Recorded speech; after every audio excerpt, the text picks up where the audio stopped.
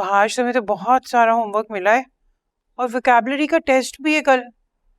Maths का भी बहुत काम मिला है। चलो पहले मैथ्स निकालते हैं, ठीक है? 1 मिनट मामा, मैं पहले दादू को अपनी आज की ड्राइंग दिखाऊंगा।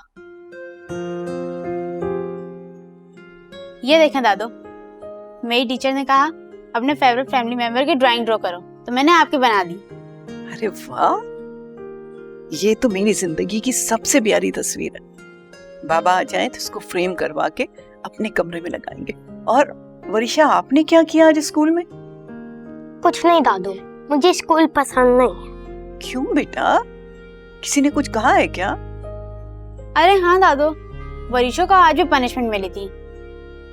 क्यों वरीशा, पनिशमेंट तो नहीं मिलनी चाहिए थी? शर्म आनी चाहिए तुम्हें वहाज। अपनी तरफ से झूठी कहानियां सुना रहे हो। चाची, मैं झूठ नहीं कह रहा। वरिशा बताओ ना। बस बस, बहुत हो गया।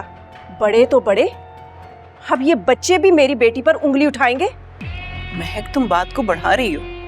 वहाज को बताने तो दो कि बात क्या है। वरीशा से तो पूछा कि हुआ क्या है, और अगर वाकई ऐसा कुछ हुआ है तो तुम कल स्कूल जाके मालूम करो। वहाज पे क्यों चीख रही हो? मैं चिल्ला नहीं रही हूँ, बता रही हूँ कि ऐसा स्कूल में कुछ नहीं हुआ। यहाँ तो सबको आदत है कि एक दूसरे पर कीचड़ उछाले। और वरीशा, तुम्हें कितनी बार कहा है कि बिला वजह कमरे से बाहर ना निकला करो, कमरे में रहा करो। चलो।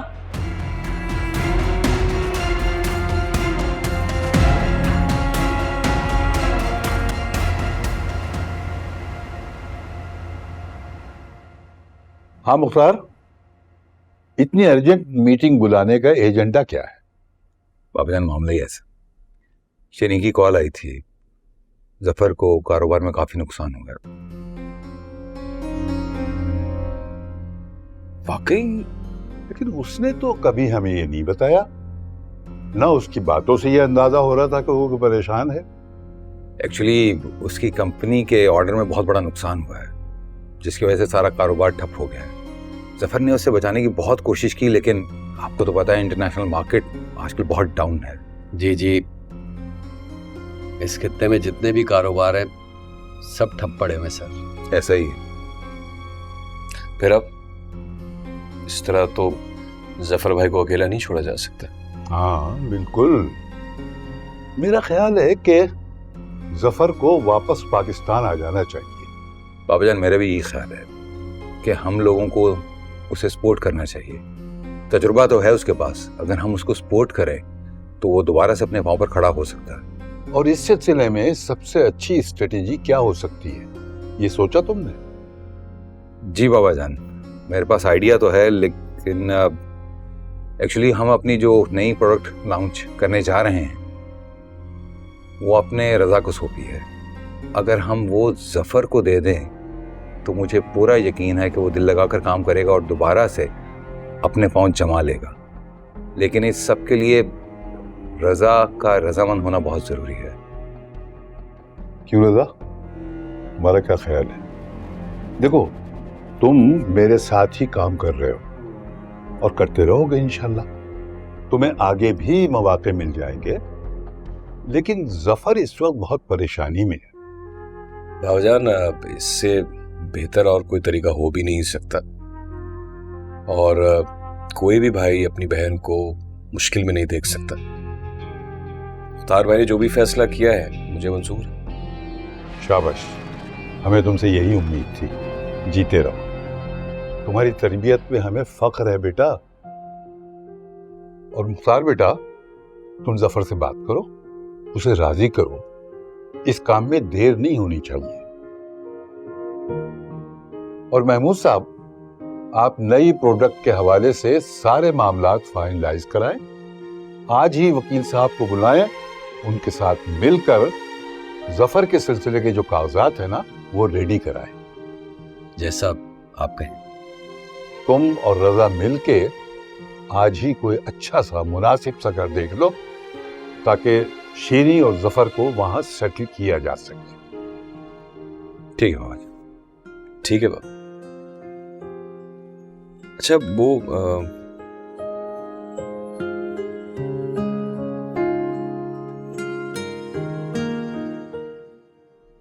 इस वक्त मैं घर से बाहर नहीं निकल सकती महमूद।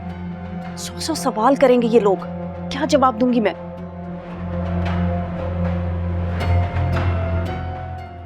ओहो, तुम्हें मेरी बात समझ में क्यों नहीं आती? करती हूं मैं कुछ।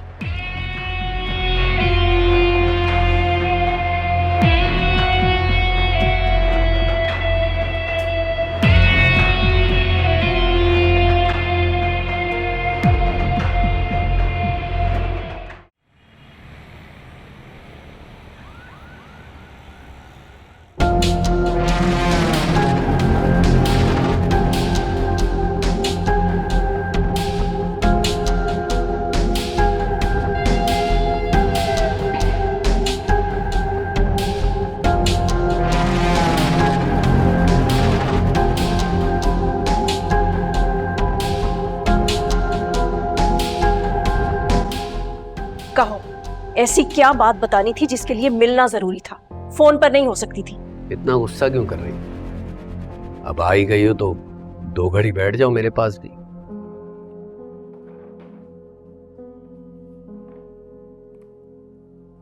गुस्सा ना करूं तो क्या करूं? मैं इस तरह रोज रोज तुमसे नहीं मिल सकती। मेरी शादी को इतने साल हो गए हैं, मेरी एक बच्ची है। इस घाटे के सौदे को तुम शादी कहती हो? जिस दौलत के लिए तुमने मुझे छोड़कर रजा अहमद से शादी की, इतने अरसे में तुम्हारे हाथ में एक थैला भी नहीं आया। हर बात का एक वक्त होता है। देखना, रजा एक दिन मेरी हर बात मान जाएंगे। वो मुझे घर खरीद कर भी देंगे अलग, और मेरे नाम भी करेंगे। महक साहिबा, फिलहाल तो घर और कारोबार किसी और के नाम हो रहा है। क्या मतलब? मैं समझी नहीं। यही बताने के लिए तो तुम्हें यहाँ बुलाया है। अब पुरानी मोहब्बत का कुछ तो भरम रखना पड़ेगा।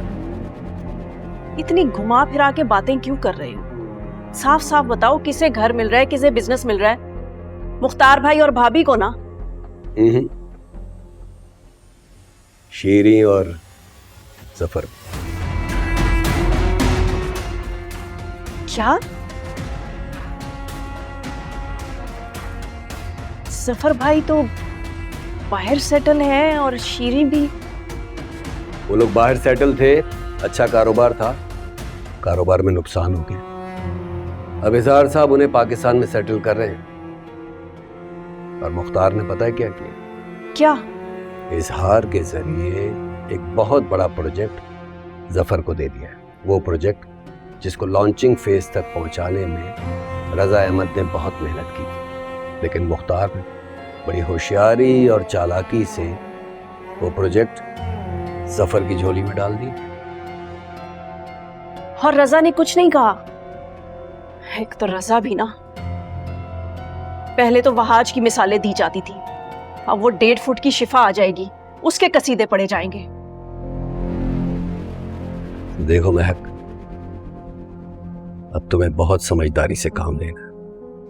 जैसा हो रहा है, जो कुछ हो रहा है, इसे तुम रोक तो नहीं सकते, लेकिन वक्त गुजरने दो। सब कुछ तुम्हारे फायदे में जाएगा। अगर जैसा जैसा मैं कहूं तुम वैसा करोगी। वो कैसे?